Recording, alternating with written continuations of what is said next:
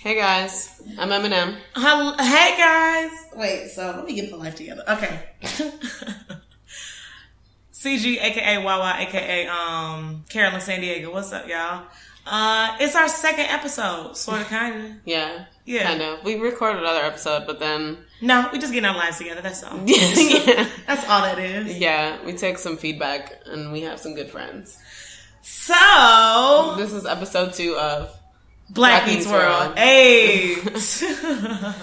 So, right, we want to say thanks to everyone who listened to our first episode. Yeah. We hope you enjoyed it. We got way more likes or listens than I thought we were going to.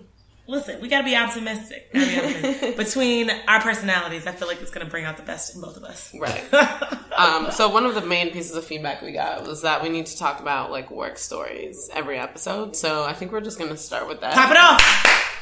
All right. So y'all know I travel basically every week for work. So with that ridiculousness already said, so in today's middle of nowhereness, I had the pleasure of visiting Jacksonville, North Carolina, not to be confused with Jacksonville, Florida, which is also a beach town, funny enough. So anyway, as I'm going to Jacksonville, I have also the pleasure to have a layover in Atlanta at least like once a week, like once or twice a week. You know what I'm saying? You get there and get back. Basically, as I'm in the Atlanta airport, and this week's random ass celebrity sightings, and by celebrity, I mean, we all know him as a favorite of ours growing up. He's in our hearts. You know, it's nostalgic. You know what I'm saying? Lil Scrappy is who I'm being completely sarcastic because I say this. It was on my was at the airport when I was getting off the flight.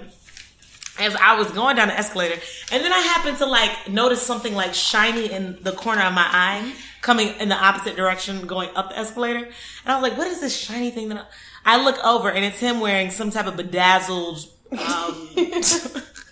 brightly colored outfit with the bag to match, and some chick readjusting his do-rag. I just find it really funny that, like, they need their do-rags reupholstered at any point in the airport, and why do you have something that's like studded? I mean, you know, my thing is why you have a do-rag on in 2015 outside of your house. But you know, these are things that don't. You know, these are just my thoughts. So anyway, well, speaking of hair, go for it. So my work story is kind of more directed at what actually happened in the office, since I don't have the luxury of being everywhere during the week. So we're just going to talk to you guys about black hair real quick, because this is something that growing up, I feel like anywhere growing up, people do not know enough about. Growing up black? Okay. Yeah. Well, we'll get to that later. But like black and brown hair styles and types and textures are just lost on non-black and brown people. You know what I'm saying? Like like people don't know the difference between braids, twists, and locks.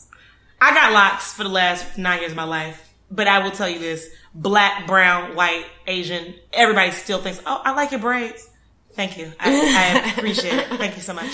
Right. And I wear braids generally, and a lot of people call them dreads. So many people. Sounds about right. And like the other funny part I find is like for each of these types of hair, there's different styles. Like you can have single braids, you can have cornrows, like you can have. This reminds me of Kylie Jenner. Girl. We're not doing that. Okay. You can have like Marley twists or kinky twists, and then Carolyn has like really small. Your sister locks, I guess, right? Sister locks. Yeah. She has sister locks. Thank you for knowing the name. I appreciate it. You can have dreadlocks. I mean, there's just so many different things, and then there's combinations of the two, like of any of the two, really. Faux locks. You got everything. We got versatile hairstyles. Right. And that's not even including, you know, weaves and wigs and all the other things that people do to their hair. So anyway, anyone who knows me knows, like, my hair is generally in braids because I just don't like doing it. It's really fun. I'm just not going to sit there and have a perm and then wrap it every day. And then, you know, if I had to flat out, like, it's just, whatever. Hair is tedious to me. And so, having braids is a lot easier. So at my job, I had not had my hair out of braids prior to this one guy starting work. And so, like, I went on vacation sometime in April, and I took my hair out, so I, you know, had my little wrap doobie, whatever. And when I came to work, he was like, "Oh my gosh, you cut your hair." And I was like, bruh. I was just like, Bruh. the fact that the concept of like braids and additional hair. What's the race of this dude? He's white. Okay. He's a white male, probably in his 40s or 50s. And I was just like, in my head, you know, you have that awkward moment always where you don't know whether you should just explain it right then and there, or if you should. Is he more senior than you? Yes. Okay. Or if you should just like agree with it and go forward or whatever. So I kind of copped out and I was just like, yeah. And he like, you know, he just said that he really liked it and whatever. And I was thinking in the back of my head, like, damn, this is going to be funny the next time he sees me when my hair's back in braids. So obviously, like the typical follow-up scenario that it was, I got my hair braided that weekend, came back to work on Monday. And I just, like, he saw me in the morning meeting and was like, he had that look on his face, like that blank stare, like, what the fuck just happened? Like, he was so confused. And I felt bad because I was just like, well, I don't know how to describe this. I just couldn't give him the whole culture. I was just like, never mind, I'm sorry. So this is my story, like, through childhood. Well, right. Teachers asking, oh, you cut your hair. No, ma'am, I didn't. Right. And I'm 8 years old, and I don't want to educate you on this. And it's also funny because these are people that are adults. You know, like the reason that no one knows is because you've gone through your entire life. Yeah, not having a clue. Having not a clue. And then, you know, you don't tell your kids, obviously, like, this is the difference, or maybe you should ask if you don't know. And then, you know, you get the constant, like, oh, you cut your hair. Oh, you know, did whatever, and they have no idea what really happened. So that was my work story. I think black hair culture is kind of lost on a lot of corporate America generally. And I feel like black women and brown women are kind of limited in their styles because you have to, quote, look professional. And a lot of styles for black and brown women are not really. But, like, the natural hair movement is big now, right? Oh, it is. Like, everybody. Especially in the industry that we work in. But I'm saying, like, you know what I'm saying? Like, all these corporate buttoned up. The fact that you have to explain to a person who's completely, utterly clueless is just a struggle within itself. And the fact that it just speaks to the point that people really just don't get it. And they actually never really have to get it. And I don't know. I'm not a man. So even if I was a black man, white man, or any other race man, I still feel like maybe they'd be a little bit clueless because they just don't have to deal with this. But at least in the home, they've seen their wife, like, I know white women who wear weaves too. Like, that's the thing. They've clipped in a few things into their hair. There's plenty of girls out here, like young girls. I was in Philly last weekend. We were walking down the street and I saw like a little white girl. She was like 8 or 9, and she had like clip-ins in her hair. And I'm just like, so y'all do understand the concept of like extensions and adding hair to your hair. And if you take that little piece out of this girl's hair, nobody's gonna ask her, oh, you dyed your hair back blonde? They'll just know that it wasn't originally hot pink. Like, like, it just doesn't make sense to me because it's been appropriated well enough that people should like get it. But people don't. Okay, so yesterday, let's talk about grits and biscuits. Oh, Jesus. So, shout out to the weekend. This is all I live for, to be honest, these days. So, I had a fabulous weekend in New York City. I actually stayed in town. And so, we had grits and biscuits this weekend in New York City. It was the 5-year anniversary. And it was fun. So, they had, like, it was literally an outdoor concert. So, I thought it was going to be like a regular grits and biscuits, but it was actually like a full-on, I feel like I was at like a music festival, to say the least. Right. And so I've never been to grits and biscuits. This is my first time. And so the image I got of it was way more like, it was not a regular grits and biscuits. Black cookout, like music, and everyone's dancing and like kicking it, and no shade because like I still had a great time, but it was like versus like a regular grits and biscuits where you in a daggone club atmosphere and you are feeling like you back in like college and you're shaking your life away. I mean, just no shame, sweating. It's cool. Everybody's at least college educated and you all have a good time. That is the general, you know what I'm saying? Right. So yesterday was more like a little more ratchet. There was plenty of, I saw a lot of grills yesterday, which I didn't think I was going to see. I thought eye candy was beautiful. But I mean, there was men, but it was plentiful. Grills on men and women. Oh yeah. But no, there were plenty, like, black people are beautiful, and there were so many beautiful black men and women out there. It was flourishing. Listen, it was flourishing. It was a little hot. Listen, so someone brought to my attention this brother working security who, let me just paint the picture for you real quick. I'm about maybe a couple drinks in. I went to brunch beforehand. had the nerve to actually like have unlimited brunch at that. So it was bottomless. God. Now we rolled up maybe around 5 o'clock or so. And at this point, we still going. Like the party is still cranking. At least the alcohol's still pouring. So you're not going to have me at no party. Point out this brother who is maybe about about Wesley Snipes' complexion. Wait, so I'm standing there, right? And y'all know how people watch. So I turned around to my right and I see this man and I just walk up on Wawa and I'm like, girl, does this man have a Jerry curl to our like S-curl, Jerry curl, texturizer, or a full-on perm? Let me understand. Because brother's hair, I mean, let's be perfectly honest. This thing was so gelled up. It was moist. And I hate that word, but it was wet. It was wet. And it was hot outside. Yeah, like the humidity was giving him the curl action he needed, like from the door of his house to the door of the party. So she's like, I need to find out what's going on. So you don't point some shit like that out to me. She said, I'm gonna go talk to him, and I'm like, girl, no, let's just not. Like, let's just let him live. And she was I proceeded to walk over. And I was like, brother, blessings, happy Saturday. You having a good time? You know, I try to at least be a little cordial in the beginning. So. You know, I was like, so explain to me this hair you got going. I was like, did you put a little texturizer in there? Is it the conditioner? I'm just trying to understand. So he immediately jumps out the gate saying, oh, I'm not full black. What? Yeah. First of all, let's break it down. The fact that you are literally 18 shades darker than anyone else around you. Literally 50 shades of black men. I actually laughed so hard when she came back and told us that. I was like, this man looks like, she said Wesley Snipes, and that's the most accurate thing. Listen, bruh. So first of all, for you to come out the gate and immediately say... And as a black man at a very black party. Yes! Like, there were probably... I saw all the white people there, and there was, like... I could count them on my two hands. Yes! So for you to be surrounded by your culture and just... But then for the first thing as your explanation, for you to explain the reason your hair texture is this Jerry Curl-esque as you being not fully... You know, first of all, he said, oh, I'm not full black. And my reaction, you know, I was fully... I was giggling inside, y'all. I said...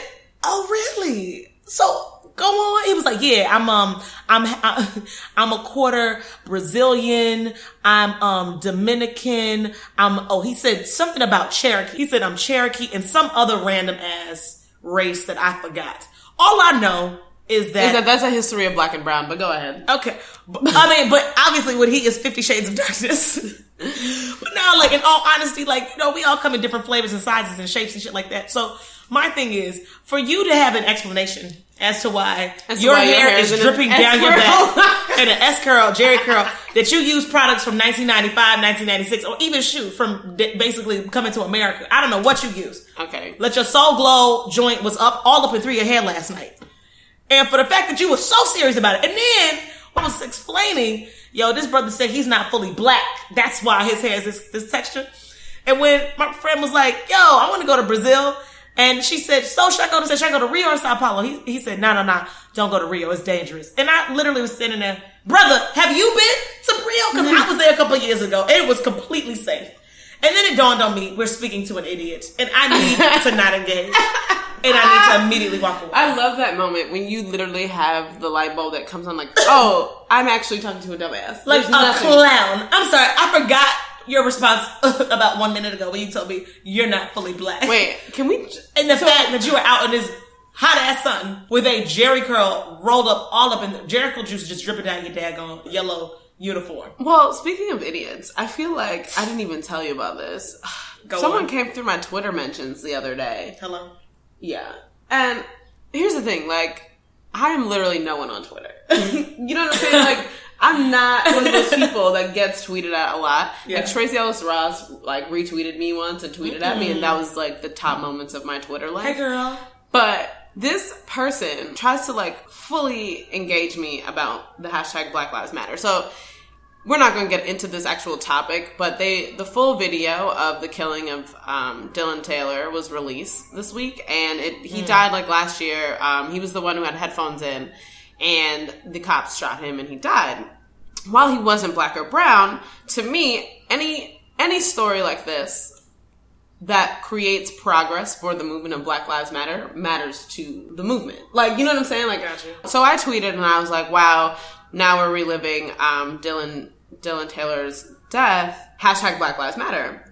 And someone tweeted at me and was like, how about hashtag All Lives Matter? Okay. I see both sides though. And then I was like, right. But if that was the case, Black Lives Matter wouldn't be a hashtag. Okay. I see both sides. I was just like... So, because he's like, okay, so since he was killed in like, police brutality. Right.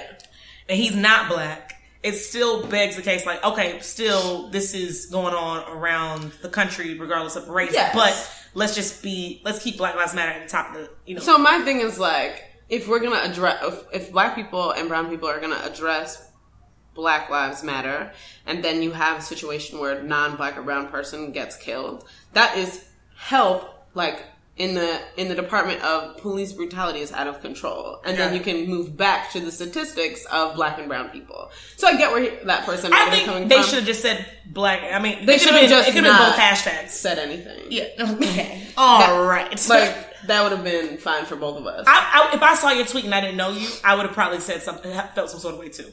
Okay. Because understanding, like, your context makes sense, but if I didn't know you, I'd be like... Which is my point. You don't know me. Oh, ooh, boop. Stay out my mention.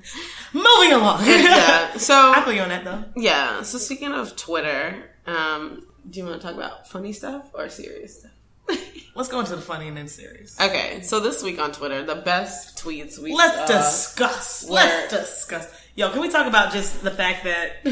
LA Times has literally hired a social media expert on specifically Black Twitter. Oh, right. Yeah. Which is awesome. Ask the race of this person, though. Shout out to us. Yeah. Yeah. They're not black. Anyway, continuing. So, one of the really funny ones I thought from this week was Today's Kids Will Never Know.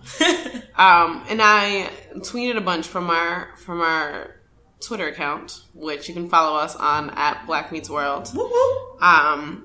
And I just tweeted like a bunch of the funnier ones. So I'm just going to read them. Hashtag Today's Kids Will Never Know. That amazing feeling of walking into class and seeing this.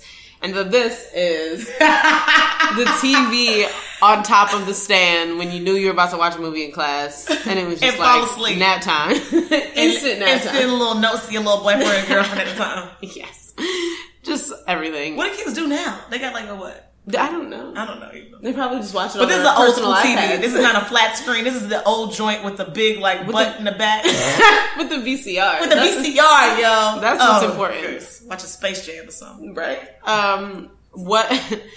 Another one, hashtag Today's Kids Will Never Know what it's like to cut off your circulation because you had to show off these bad boys. And it was like the silly bands. Do you remember these? I kind of remember that. This might have been... That was white people shit. But I mean, excuse my language. No, it was, but like it was also, for me, it was like everyone in middle school had them. Oh. Like you could get a pack of these for like... That might have $1. That my generation was. Yeah, I don't think this was like part So we always talk about this. So between me and D, we have we are not that far apart in age, although we feel like there's a generational gap. Like, what's it, 4 or 5 year difference? It's 5, yeah. 5 year difference between the two of us. But generationally, we just have a very different experience. Right. Basically, it's like Facebook came out when I was like starting college, versus Facebook was like prevalent in middle school for you, right? Well, more so MySpace. High school was probably MySpace. Yeah, that's right. Yeah. Do you remember this? MASH, yes. Okay, so one of them was Today's Kids Will Never Know the games we played, and one of them is the origami joint. Yeah, the origami where you... What is it called? I forgot. Lord, you picked like a color, and you picked a number, and then you got your fortune told, the fortune joint. Yes. And then the other one is MASH. Yo, if you didn't play MASH, like, you didn't know your life story. Like... What do I have to look forward to in the future? I'm sorry. Right. We used to play MASH literally every day. All you need is a piece of paper, and it was like, you picked your husband, where you were going to live. Can we discuss real quick, like, as a person who is now I'm 28 years old. So, I'm relatively young. But at the same time, I'm relatively like, oh shoot, I guess I'm at the age where I need to like start like, okay. family. Like, to me, I realize, like, marriage is such a distant thing that'll always be distant to me. It's like, oh, when I grew up, right. you know, but knowing myself at this age and knowing if I had accessibility to, like, a cell phone with basically, you know, parental controls, sure, but, like, my parents would know how to do no freaking parental controls on my phone. Well, if I had access to, like, a cell phone in middle school or high school, are you crazy? But it's not that. Like, you're more talking about the technology shift. Technology shift, but also access to stuff. Like, the fact that, like, I had to use, like, AIM. Like, I had to use, like, AIM to, like, you know, like, talk to my friends and, like, yo, let's meet up. Or, like, when I was flirting with a little boy, like, in, like, 10th grade, it was just like, oh, yeah, like, we can meet up here and there. But I had to use a freaking landline and had the DSL signal with the, you know, that kind of, that sound over here dialing up just to get service. But now kids can literally, like, be texted and your parents will never know. Well, my cell phone, what I mean is, like, our access was different. Like, my first cell phone was a brick. Whereas... Are you talking about the Nokia joints? I'm talking about the Kyocera joints, girl. See, Kyocera is the new generation. Yo, I'm talking about the Nokia. No. All you got is a snake game on your phone. Oh, yeah. We had those. But that was the only option. But now kids their first phone is a smartphone. Right. True. So even... Like, I had access in terms of, like, internet and certain things, but my first phone was No, I'm saying, like, there was no data plan available on this phone. My first phone was literally, I had enough calling card minutes to dial my mother to come pick me up and to bring me back home. And if I was lucky enough to afford, I could probably send a few text messages. Well, speaking of, we can just actually transition right from what you just said. You said that you had enough to call your mom, and I was just to pick me up from school because she forgot to pick me up again. Come on. But that is literally the epitome of hashtag growing up black. And so this hashtag on Twitter was truly one of, like, my favorite First of all, it was just good to know that despite your level of, like, wherever you grew up in the United States, if you are black, regardless of your background, or right, you could be African American, Caribbean American, or Latino American. Yeah, there's so many things you could be, and this still applies to you. This is still, it resonates with everybody, yo. Right? Like having a plastic bag full of more plastic bags. We still have those everywhere. But I feel like everybody does that though. Well, when you go to the grocery store, you put that thing right back into another one. It's like, all right, we're gonna use it for another day. Yeah, it could be a trash bag tomorrow. It was just... Don't have my mama use it for, like, a real trash bag. Oh, girl. Ooh, that's... Anyway. So, growing up black, when your mom said she was either going to take you there or pick you up, but not do both.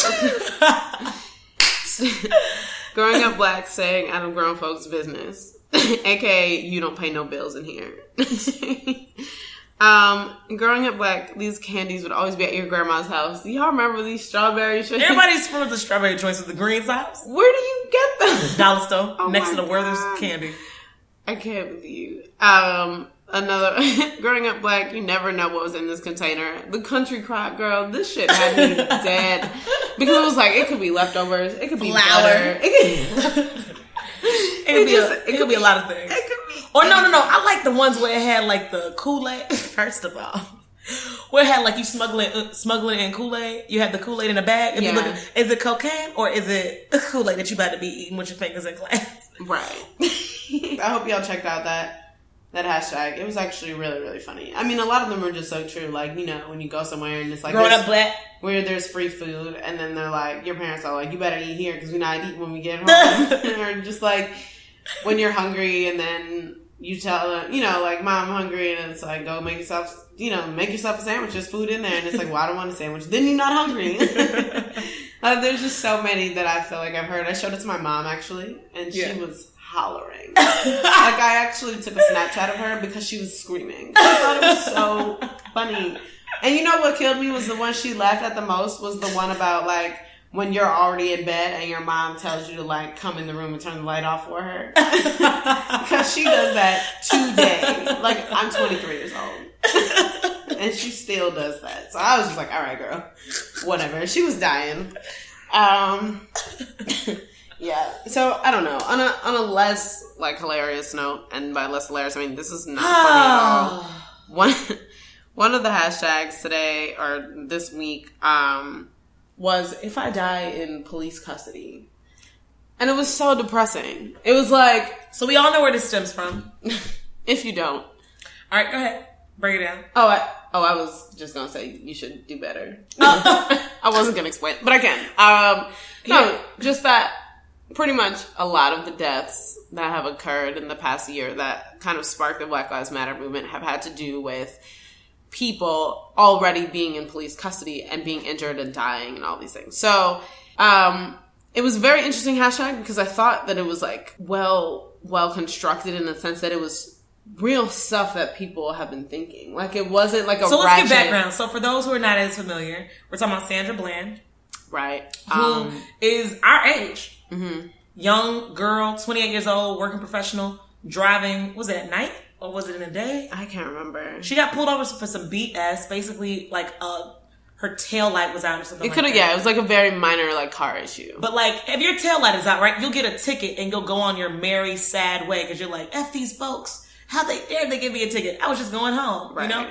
But instead, she was actually arrested. Y'all. And then spent like a couple of days like in a cell. And then she died and it was ruled a suicide. And so, this also goes back to Freddie Gray, who died in Baltimore in the custody of 6 officers. And so, how there's a push to figure out why this is happening and how this is happening. So if I died in police custody, basically it was people just saying like, don't believe a word they say. Right. Ask questions. I wouldn't have done anything to compromise my life. I would not have... Her friends and family basically like, it's incomprehensible to understand that she would ever kill herself, first of all. And I think part of this is like, it is very underrepresented in the media, the suicide rate in the country. I just don't think it's like something that people really talk about. And specifically among Black women, like a lot of the conversation around mental illness in the Black community, but also, any of the things that come with being Black, being depressed, having anxiety, any of those things, it's not really actively discussed. So, because we go to church, right? Right, because we go to church and we pray and the Lord, heals our minds. Heals it and, Sorry for the sarcasm, but, that's just kind of how we handle it. Right, and that's not to say that we don't believe in God or that we're not religious. That has nothing to do with us. It's just the general perception of Black people is that we lean on the church as opposed to, like, medicine to kind of fix the issues in our lives and in our community. One of the best quotes I ever heard was like, you go to a doctor for your whole body, but you don't go to a doctor for like the biggest organ that like functions for everything else, like your brain. It's like, dang, that's kind of deep. Makes sense. Yeah. So, basically, I think part of the hashtag was just to get people aware of the fact that, it's happening. And then the other part was, I wouldn't commit suicide. Ask as many questions as you can. Talk to Black media first. Call my mama. There's just a bunch of things. And I thought it was just a powerful thing. I think every one of these just gets more and more powerful as they go on, even though they're, sad and hard to look at in between, like growing up Black and other things that you might be laughing at. It's like there's this very serious thing that's going on in our community that also needs to be addressed. So, do you believe that she committed suicide? I have no idea. So you're leaving it up in the air. At the same time, if I'm like an educated Black professional and you put me in a prison cell and you're now like mistreating me or some stuff, you know what I'm saying? Like, I don't know where my mind would go. Like, I'm not saying that, everybody's different. You don't know what other demons people, deal with to kind of trigger something. But all I'm saying is if you're in a cell for multiple days, there's a lot of things that just don't add up. Right. There's that. And I think part of it is, I know someone who recently committed suicide and... Wow. Oh. Well, yeah, in the last couple months. And I wasn't like close friends with this person, but this person was like the president of an organization. He was going to be a senior in college. He had an internship for the summer. He had a pretty solid life. No. It was a white male, but he's someone that everyone was like shocked. He had everything going for him. Why would he do something like that? And so, at this point, I'm not sure that in the context of suicide, race or gender matters. True. I think that like people just go through what they go through, and you never know what's really going on with a person. Yeah. Like, who's the girl from Miss Jessie's who committed suicide? The sister? I don't remember. You remember that? Miss Jessie. One of the Miss Jessie's sisters committed suicide around like... What is a Miss Jessie? Miss Jessie's hair products. Oh. Yeah. one of the sisters are like half black, half like Asian, and the sisters like created the business together, and like they created this empire, and it's based here in New York. But long story short, one of the sisters committed suicide. But with all that success and prestige, and basically like, you know what I'm saying, like everything on the outside looks amazing, you know what I'm saying, like you got to have some type of like self-confidence and some type of like business acumen and drive to do something like that. But you just never know someone's personal demons. And I didn't know we were going to venture into this subject of mental health, but hey, yeah, we did. So, I mean, speaking of mental health, some people are really talking about like Cosby's mental stability. Girl! And what I found really interesting was the deposition came out. What's the deposition? Tell us about it. Everybody knows what's going on with Cosby. Everybody knows that, unfortunately, this amazing man we all grew up on. Everybody grew up on a Cosby show, regardless of where you are in the world. You know who Bill Cosby. You know Cliff Huxtable. You know who he is. To me, really, Bill Cosby is like the Michael Jordan of black sitcom. Like if everyone knows who he is, you respect it. You love it. Right. And so the deposition basically in 2005 was like him admitting that he used fame and drugs to lure women into having sex with him. Now, I hate to say this, but what celebrity do you know that doesn't use drugs and fame to lure women to have sex with them? But I guess they weren't aware. Right. And so and I say that to say, it's just like, I mean, there's anybody who be like, oh, you want to do some pills? Sure, of course. Right. But here's the difference. You know, Cosby did it without them knowing. And so obviously that transcends into the issue of rape. Now, I've really tried a lot harder than I thought I would to not talk about it, because I personally, and I acknowledge, I've had a hard time separating Bill Cosby from Cliff Huxtable. Yeah. I just have. And I know that that's not accurate. You know, No, I think they're the same person. Because that's how I rationalize it. Because it's like, oh, the same person doing these Jell-O commercials and doing the darndest things kids say. It's the same person. You, the one who wrote and created and produced and executive directed and acted in all these episodes of the Cosby Show. Yeah. That's who you are. That's who we assume you are. Also for the fact that it's nostalgia. So we obviously like relate you to everything that happens to be like good and well with the representation of black culture in America based on the Cosby Show. And everything that you provided as a black icon. Absolutely. For, all these decades. Think about from Cosby Show, you got A Different World. You got like a whole range of the Cosby Show with Cosby, and then he put Raven, girl, you think about where R.I.P. to Raven's character, girl. Ugh. No. Girl, that's a whole topic. Yeah. So I find it really, so one of the things that actually happened this week also was, y'all remember Denise's boyfriend, the lieutenant? Yeah.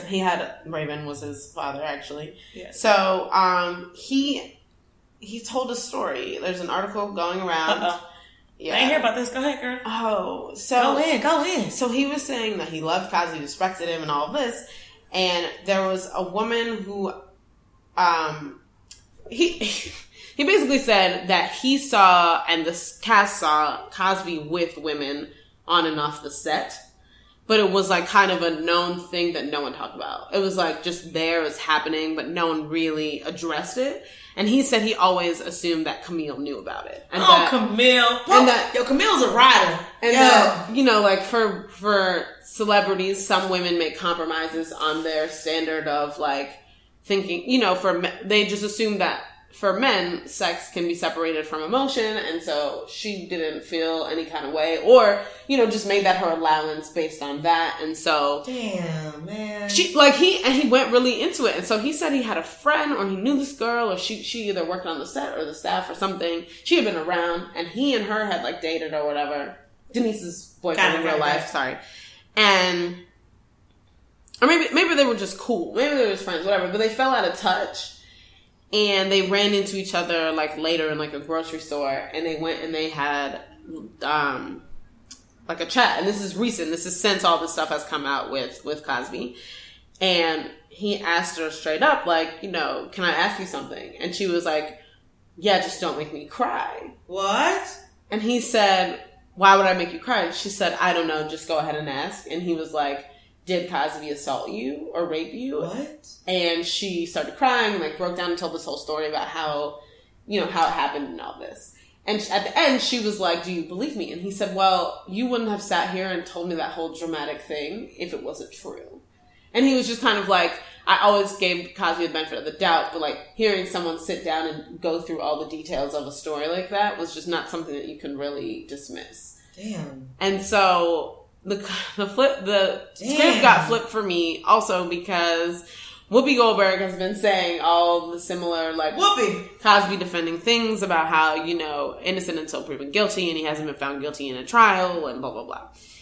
And, you know, even she the other day was just like, all the signs kind of point to guilty now. And Whoopi said this?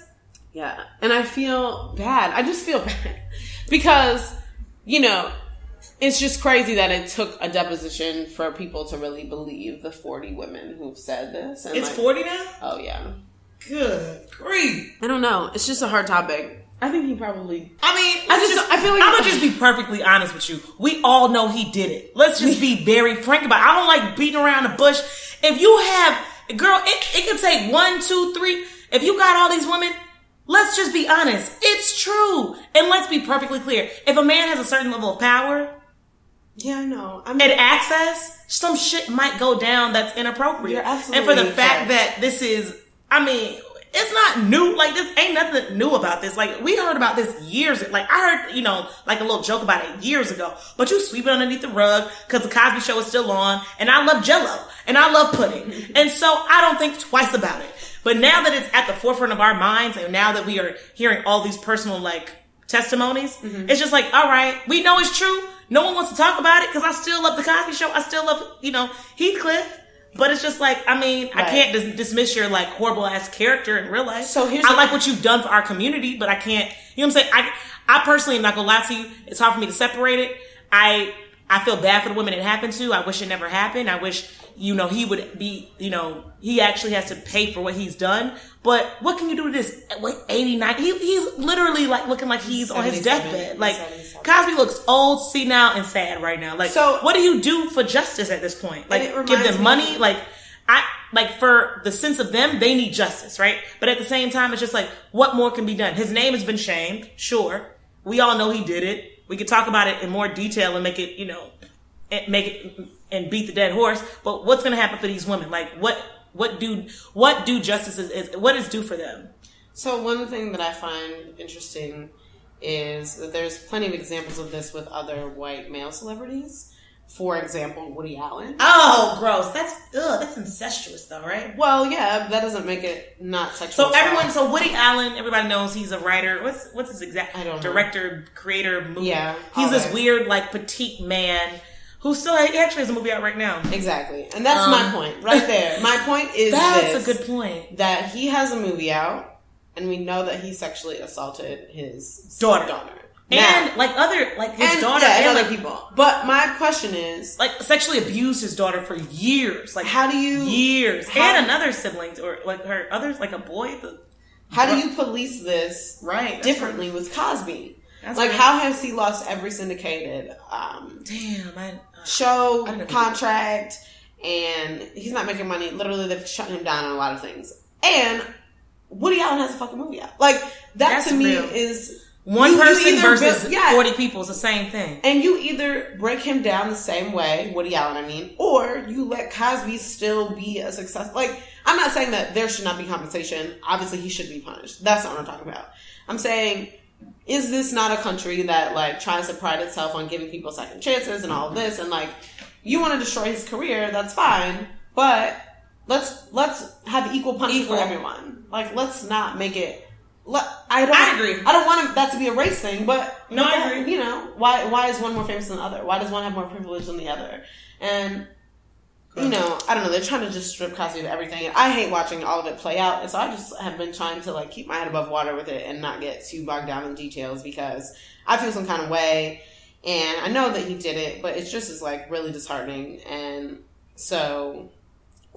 Moving along to hilarious, but just as morbid topics.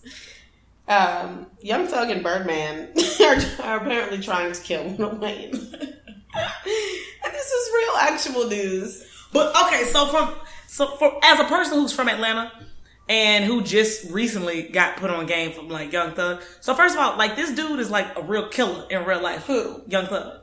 Oh. Yeah, like he, like Cleveland Avenue. This brother is young, but like has definitely had some bodies that he's been responsible for putting down. And I didn't know this until recently. And someone like a goon was kind of like, oh yeah, you know, Thug, he got respect in the streets. You know what I'm saying? I was like, what? Like, oh, he's really a goon. Okay. He looks like one, but I didn't really know he was one. So for the fact that this allegation came out, that they tried to plot for Wayne's murder, I 100% believe it. I just find and I think that's all that we need to talk about on that subject. Yeah, that's fine. Also, did you see the video of Brandy singing on the train? Brandy? Girl, you didn't hear about this? No. So Brandy is starring in Chicago. Oh yeah, she's in Chicago. It's in Philly right now, right? I don't know. But I don't know, because she was in New York this week. Got it, okay. On like a 2 train. Singing Home. Like Stephanie Mills' Home. I'm sorry, y'all. I wish I could see my face. And she literally, so the video is like 3 minutes long. Was she performing? Like she was a performer on the train? Well, or was she just singing to herself? Taking a video of her this whole time. Was she singing to herself, or was she one of those performers? She's on the platform. Like the homies who be having like the full dance shows on the poles and swinging. She gets on the train. She starts singing to the camera. Okay. And then she asked someone afterwards. No one reacted, first of all. Of course not. It's New York. And then she asked a white guy, you know, how he felt, and he was just like, you need to be considerate of other people on the train. Oh! And I was like, well, he has a point. And it's so funny to me because I was just like, I'm like, you're just obviously not from New York. You know what I'm saying? Yeah. Because you're totally right. You get on the train, and there's always... No one cares. There's always somebody doing some ditty or asking for money or hungry and starving or whatever the case. Everyone's asking for money. I like the homeless guy who is the comedian who's like giving jokes and stuff while he's on the train, and when you get off, he's like, all right, make sure you clean up and take your trash. Be respectful of my home. He's pretty good. Yeah, then you run into some people that you might see like on certain trains, and typically like, you know, you get to be familiar with that homeless people in that area, I guess. There's a man that's on the PATH train every day. So, I mean, like, you gotta know your players. But anyway, it just was really funny because there are so many people who always are trying to perform. Basically, homie shut down her life. Yeah, and she had on this, you just need to look it up when you have this time. She had on like these sweatpants with leggings under them, some shorts maybe with leggings under them, and like a turban. And she just looked like a very typical grunge New York person. Okay. Just like on their way somewhere. So I can totally see everyone seeing her image and just being like, oh, she's a regular person from New York. Gotcha. But then her singing and what's funny is she sounded great. Oh, did she? Yeah. From the video, I mean, you can't really hear that much, but it just cracks me up because like, Brandy is a well-known person. Not to for this, black people. Not to this middle-aged white man who's on the train. Not to him. Right. She's probably unrecognizable on the train too. In person, like, you know, a lot of people on TV look some sort of way, but in person, it's like, I don't know who you are. Well, I took a selfie with Trina yesterday. She looks exactly like she does in real life. And by that, it doesn't say much. Continuing. So, speaking of people who probably look exactly the same on TV, Serena Williams. Girl! First of Beastin'. all, I love some Serena, man. Serena just makes me proud to be black. She makes me be a proud black woman. Like, she's over everyone. And the fact that she's not get enough press. No, praise, she doesn't get enough press at all. Just like in the media, like, why are they going goo goo gaga over her in another country, but in the States, it's like, oh yeah, she did win another one. Oh, that's good. Well, she's just won her 21st Grand Slam. Boom! I'm sorry, how many? 21. 21. Okay. So if you don't watch tennis, a Grand Slam is basically either the French Open, Wimbledon, Australian Open, or the US Open. And so if you win all 4 in 1 year, that's like a huge deal, but each of them individually is called like one of the Grand Slams. And then if you hit all 4, you have won a Grand Slam. Whatever. I didn't know this. Thank you for yeah. And so they've named something called a Serena Slam. Oh my God. Because she's won 4 in a row, just not all 4 in 1 year. Wow. So she was won the last 4 in a row, which is the U.S. Open, the Australian Open, the French Open, and then Wimbledon. So she won the last 4. The next one is the U.S. Open. So if she wins that, then she'll have won an actual Grand Slam because she won all 4 in 1 year. The point is, she's awesome. Like, everybody is a hater, and I find it, like, D.L. Hughley said something about this the other day about how, like, Caitlyn Jenner is getting praised for being a man and transgendering into a woman and all of this, and then you have people bashing Serena for her body type and saying that she looks like a man. And he was just... Let's discuss. He was just talking about, like, the sexism and the genderism and that, and... Can we talk about Caitlyn Jenner real quick? I'm sorry, I want to give Serena all the praise. No, go ahead. So the ESPYs were this past Wednesday, right? Mm-hmm. So, you know, a lot of people had things to say, because, you know, because D.L. Hughley was like, how did Caitlyn Jenner get this award for putting on a dress is the exact phrase. So, and he kind of, no, I'm just going to give you some background. Give it. He basically was saying that there are other people who won the award, like Arthur Ashe, who came up, had AIDS, you know. Black man playing in segregated tennis, just like so much he went through in his life to achieve his athleticism, which I think was part of the argument. And then there's people like Stuart Scott, who obviously, like, Stuart Scott has won the award before, Robin Roberts has won the award before. Yeah, he won it last year, Yeah, Mandela won the award before, and so, you know, all of these people overcame something for their actual craft of why they're at the ESPYs. And so he was saying that, like, Caitlyn Jenner, you know, hadn't won anything, was it 75 or some very long time ago? 68? Oh, the Olympics? Yeah. He won the Olympics, like, over 40 years ago. 4 years ago? 40. Oh. And, you know, as a man, and then, you know, as transgendered, and now gets this award for courage, and it's kind of like, well, you're being who you are. Yes, that's courageous. Is that ESPY worthy? And so it's just been, like, a lot of controversy.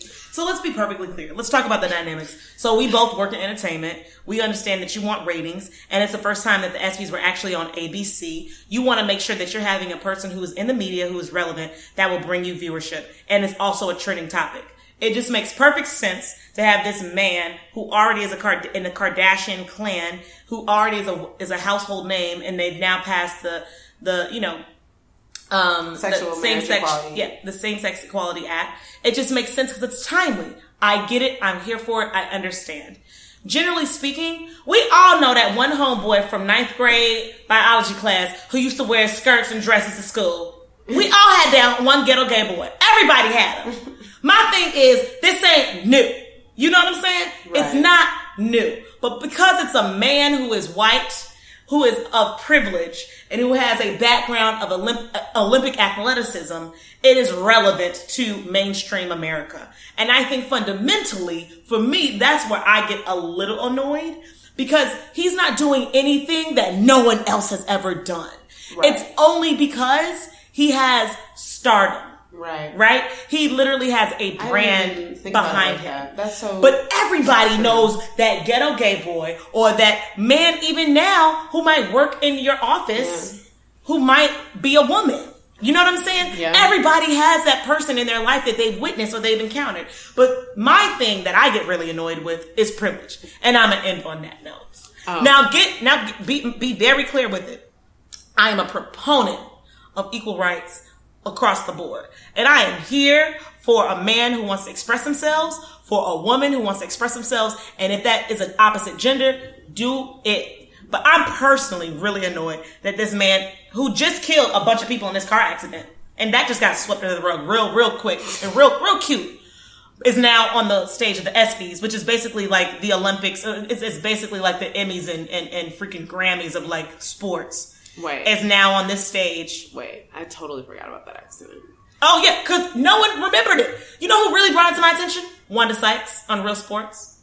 And I was like, thank you, Wanda, for bringing it to my attention. I almost forgot. Can we just have some snaps for Wanda? Hey, Wanda. We love Wanda. Wanda is like one of the original... Wanda, I go back and forth with, because sometimes I'm here for her, and then sometimes I'm like, girl. I love Wanda. You be sometimes, but no, Wanda is hilarious. Yeah, you're right. Okay, I didn't actually think about it like that. The fact that she is not doing anything that... You didn't do anything. anything new. You're just being your fabulous queen self, and that's okay. Right. And again, I just don't know that it's award worthy. I didn't even watch the speech, mostly because I'm just kind of like, this whole thing is just staged. The timing is obviously perfect. It's just kind of like, we wouldn't be talking about this if it wasn't a Jenner. Yeah. So I just don't. And there were Jenner, like Kardashian. Jenner Kardashian. Yeah. And it wouldn't. There are other very qualified people for this. The runners up. One guy, the amputee, the double amputee. Right. He was a black man. I think his name is actually Greg Gadsden. He both of his legs are amputated, and he's a lieutenant colonel. Yeah, I think that's the correct order. And he fucking didn't get the award, and I'm like, well, who else is walking around out here without legs? I just like there's people like that where I'm like, that level of courage to me trumps this privileged man. Yeah, I hate saying it like that. And the one thing, the biggest problem about speaking against things like this is that you're automatically labeled as anti that thing. Right, and I wanted to make it very clear that I am here, and I am here for that expression. Just because people think that Caitlyn Jenner should not have won, that doesn't mean that they're against transgendered people. It just goes into a topic of yes, girl. Okay, it just means that you don't agree. You know what I'm saying? Like, this is not about the issue at hand. It's about the fact that she won an award that she didn't deserve. Exactly, she didn't deserve it. Right. You already had an interview, and it's not because she's transgender. It's because of the legacy of the award. Like, it has nothing. One in the that's not an award of courage. Yeah, sure, you were courageous to now do this finally. But that's not an award of courage. Right. So we agree. Yeah. So on that note, I think actually we're going to wrap up. Everyone, get into the news. Like, read things. We have a whole list of things that happened from the Iran deal, but we're not going to bore you with the details. The point is, like, you should be aware of things that are going on. And to be perfectly honest, let's be clear. So, Dee and me, we are very opposite people, right? I'm a person who's always on the road. The only downtime I really have is when I'm in the air. And that's when I don't have service. Right. And if I have the opportunity to download some articles and read the news, I'm more than likely looking at Instagram and what the latest thing that was in my feed. I'm being perfectly candid with you right now. Right. But it is our obligation as just, just as people who want to be informed and have an educated stance on things, to just educate ourselves on these topics. Can't do it all the time. And sometimes we all want a little break from our regular, mundane lives or our work and want to do some just senseless stuff to consume. But this is stuff that I think is good to know, especially when it concerns us and how we are viewed in the world, our trajectory, and all these other type of topics. But like you said, it's important to be informed and stay on topic. And hopefully we can educate you guys or inform you guys on stuff in an entertaining way. It's not like Daily Show, but from young black professionals. So we said something in the first show that we didn't really mean the way we said. And that was that this show is only for young black professionals. Black and brown, right. Black and brown. It's for everyone. We are not trying to limit our target audience in any way. What we more mean is that's our perspective. So we're coming at you from that kind of point of view, and we want to encourage you guys to entertain. Yeah. Well, at least that's my goal. But we would just want to give you something from a different lens, and we feel that our voices generally are just underrepresented. So we want to do the best we can to reach everyone, but also and we're gonna have guests. Let you know how we feel. Yes, we are going to have some guests. We ran into a bunch of people yesterday who would be really dope to have on as guests, I think. Yeah. I met someone yesterday who was the only black person in his company. Literally. I don't even know how many employees, but it doesn't matter. Even if there's only, 10. I guess 10 is fine. I mean, you're 10 out of 10. I'm 1 out of 10 in my Right, me too. Okay. That was a bad example. But any company, right. And this is a well-known company. Wealthy company. Wealthy company at that. And for you to be the only black or brown person there is crazy. But we're definitely gonna try and get as many different perspectives as possible.